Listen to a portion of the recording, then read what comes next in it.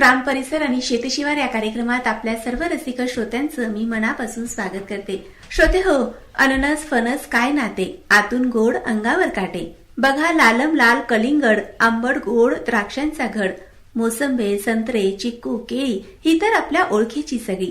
हो श्रोते हो, ही सगळी फळं येतात कुठून तर आपल्या शेतकऱ्यांकडून. हो ना, म्हणूनच फळ पीक किती महत्वाचं आहे.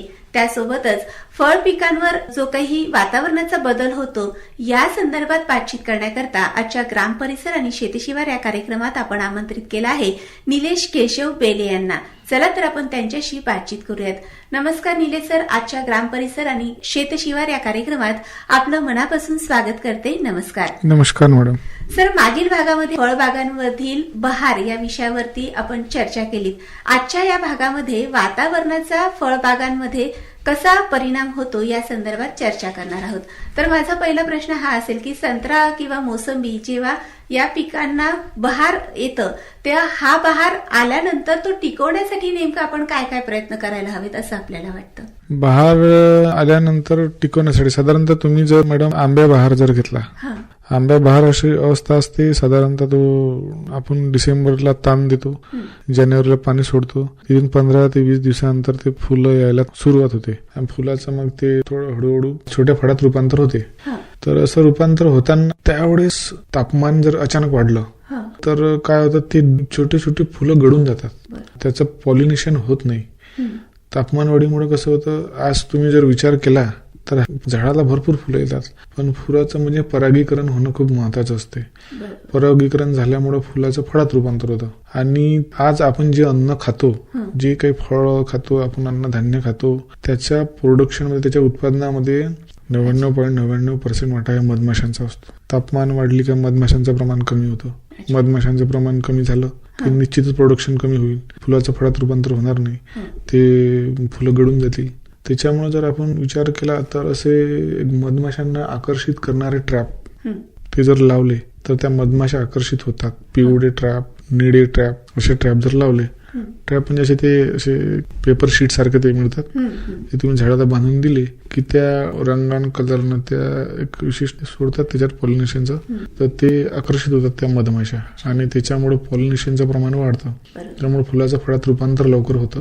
नक्कीच. आता तुम्ही जसं म्हटलं की मधमाशी पालन आहे, तर फळबागासोबतच जर शेतकऱ्यांनी मधमाशी पालन हा जर जोड व्यवसाय ठेवला तर नक्कीच मधमाशी कडनं आपल्याला मधही मिळू शकतं आणि सोबतच आपल्याला आपल्या या पिकांसाठी, फळबागासाठी ते खूप जास्त उपयुक्त देखील ठरतं.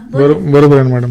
म्हणजे तुम्हाला एक सहउद्योग म्हणून मधुमक्षिका पालन पण करता येतं आणि त्याचा निश्चितच फायदा होतो.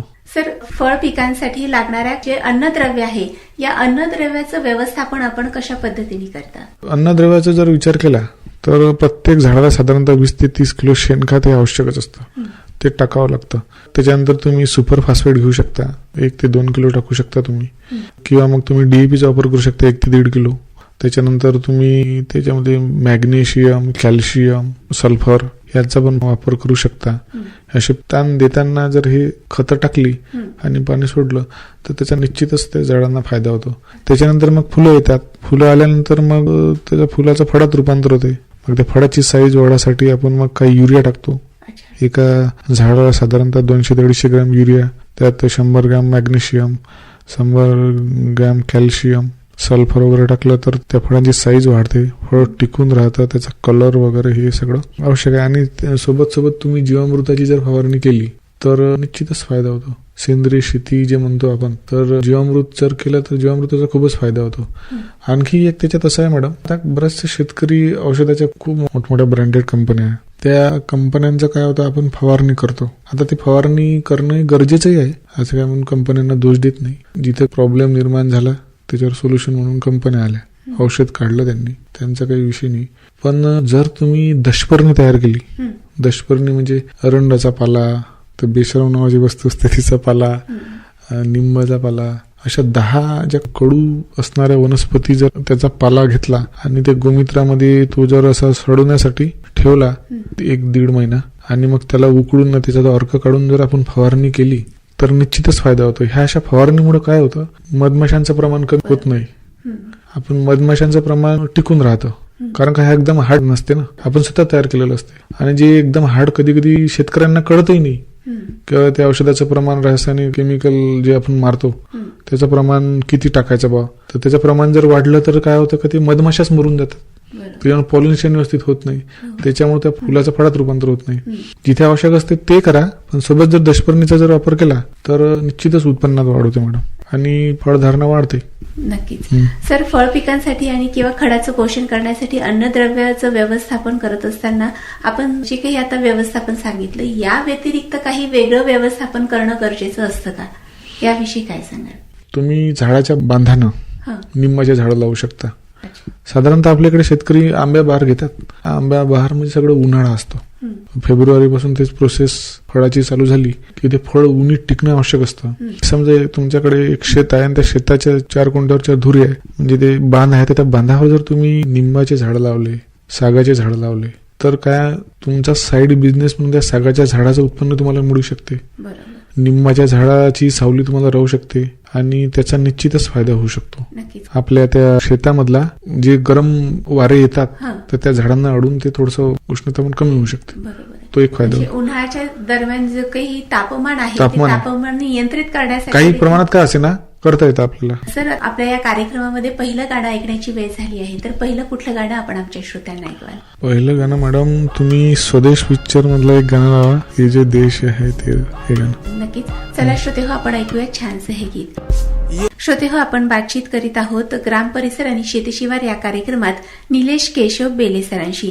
सर, मगाशी आपण बघितलं की स्वतंत्र वेळापत्रक आपण कशा पद्धतीने बहार घेण्यासाठी करत असता, तसंच संत्रा आणि मोसंबी या फळ पिकांमधील बहार किंवा फळांची सेटिंग झाल्यानंतर विशेष काळजी घेणं गरजेचं असतं. या दरम्यान आपल्या शेतकरी बांधवांनी काय करणं गरजेचं आहे असं आपल्याला वाटतं?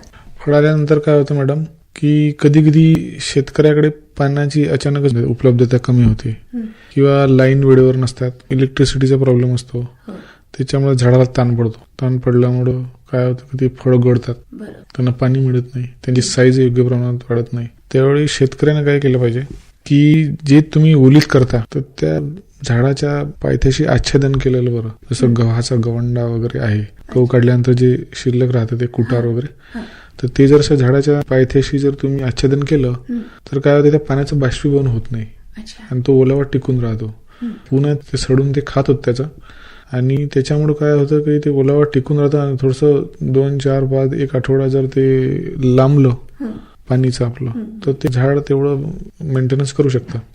सर, आता तुम्ही बोलताना सांगितलं की संत्रा मोसंबी जेव्हा आपण त्यांना पाण्याचा ताण देतो तेव्हा पाणी हे किती महत्वाचं आहे फळांसाठी हे आपल्या बोलण्यात मला जाणवलं. पण आपल्या या भागामध्ये खारपणपट्टा आहे किंवा मग कुठे गोड पाणी आपल्याला मिळतं, तर ह्या पाण्याचं पाणी परीक्षण करणं देखील महत्वाचं आहे का? आणि कुठल्या प्रकारचं पाणी या फळ पिकांसाठी योग्य असतं असं आपल्याला वाटतं? पाण्याचा तसा काही एवढा म्हणजे विशेष परिणाम होत नाही, पण काही काही भागामध्ये जास्त क्षाराचं प्रमाण जर झालं तर त्या जमिनीचा सामू बिघडतो. खारटण पट्ट्यामध्ये खारं पाणी असतं ना, त्याच्यामुळे जमिनीचं पीएच लेवल बिघडतो. बिघडली की मग ते आम्लता तयार होते जमिनीत, किंवा कधी ऍसिडिक होते किंवा बेसिस मध्ये जमीन चालली जाते. त्याच्यामुळे काय होतं की जमिनीचं संतुलन बिघडलं की मग शेतकऱ्यांना कधी कधी किती उपाययोजना करून उत्पादक कमी होतं. सर, मला आपल्याला हे विचारायचं वाटेल की कुठलंही फळ किंवा कुठलेही शेतीतून उत्पादन घेत असताना विविध किडींचे प्रकार, आपल्याला रोगांचे प्रकार दिसून येतात, तर मुख्यतः फळ पिकांवरती कुठल्या पद्धतीच्या किडींचा प्रादुर्भाव होऊ शकतो आणि त्याच्यापासून वाचण्यासाठी आपण काय काय करायला पाहिजे याविषयी काय सांगाल? फळ पिकावर मॅडम सगळ्यात पहिले तर बुरशीचा खूप प्रादुर्भाव होतो. समजा तुम्ही आंब्या बहार घेतला तर मुर्ग लागेपर्यंत तुम्ही ते फळ टिकून ठेवता. मग जर समजा मग जास्तच पाऊस आला तर मग जमिनीत पाण्याचा निचरा होत नाही. पाण्याचा निचरा न झाल्यामुळं बुरशीचं प्रमाण वाढतं, त्याच्यामुळे ऑटोमॅटिकली ते फळ गळतं आणि फळ गळल्यामुळे काय होतं की मग तुमचं उत्पादन घटतं. त्याच्यासाठी तुम्ही बुरशीनाशक घेणं अत्यंत आवश्यक आहे. कोणतेही समजा तुम्ही ब्ल्यू कॉपर, सल्फर, कस्टोडियासारखे तुम्हाला जे असेल कृषी सेवा केंद्रावर तुम्हाला सांगतात. तुमच्या जमिनीनुसार आणि खर्चाच्या पद्धतीनुसार तुम्ही बुरशीनाशकाचा वापर करू शकता. त्यानंतर सुरुवातीला जेव्हा पानं गुंडाळतात त्यावर तुम्ही इमिडाक्लोरोपाइड किंवा तुम्ही प्रोफेनोफॉस सारखे फवारे मारू शकता सुरुवातीला. त्याच्यानंतर फळाची साईज वाढवण्यासाठी तुम्ही जिब्रालिक ऍसिडचा फवारा मारू शकता. झाडाला ताण पडला पाहिजे म्हणून कोणी कोणी अलीकडे लिओसिन मारतात संत्र्याच्या झाडावर. तर असे वेगवेगळे फवारे तुम्ही मारू शकता. पण बुरशीनाशक जास्त वेळा मारणं आवश्यक असते. त्याच्यामुळे काय होतं की कोळशी नावाचा प्रकार अलीकडे जास्त वाढत चाललेला आहे. तर ते कोळशीसाठी बुरशीनाशकच वापरलं तर फायदेशीर असतं.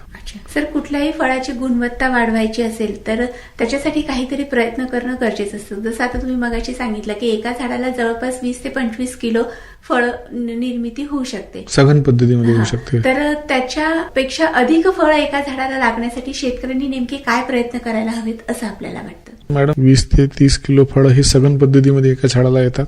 पण तुम्ही जर 10x20 किंवा तुम्ही जर 18x20 किंवा 20x20 वर जर झाडाची लागवड केली तर तुमचं झाडाचा विस्तार होतो, झाड मोठे होतात, वाढतात, त्याच्यामुळे जास्त फळे येऊ शकतात.